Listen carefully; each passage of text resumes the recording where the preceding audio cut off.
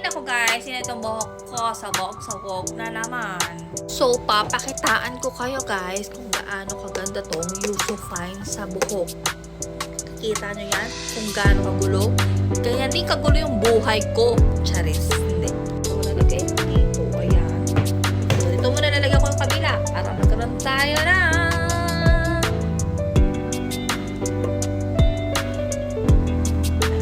Wala tungkat guys ha.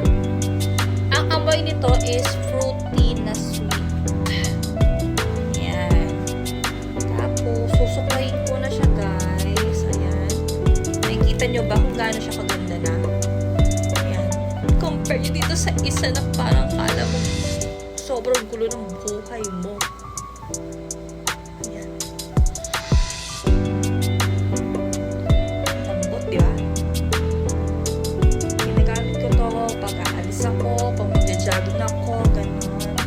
Minsan, pinasalay lang ako pag naiirita ako sa buhok. Tulad ngayon, naiirita ako. Yan. Compare mo dito sa sabog-sabog na eto, ang tigas-tigas na ewan. Ayun, no? Kakano ka-healthy. Compare mo dito. So, nalalagyan ko na rin itong isa. Para makita nyo na, maganda siya. May shampoo at conditioner nito, pero hindi ko pa siya natatry kasi kakabili ko lang na siya. Sabi, tipid-tipid tayo na tayong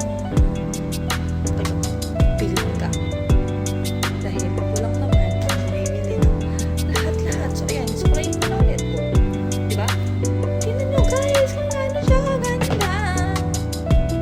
Hindi naman sabi mabulo ko. Pero, ito budog to. Sabi kong rebanded yung hair ko. Hindi rebanded yan. Diba? Oh. Okay na. From the gulo-gulo to healthy hair, nakala mo, na-repair-reband ka.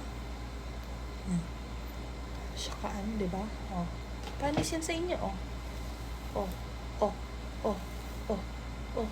Ang ganda-ganda mo! So, ayan lang. You so fine. You're so fine. Now, bye!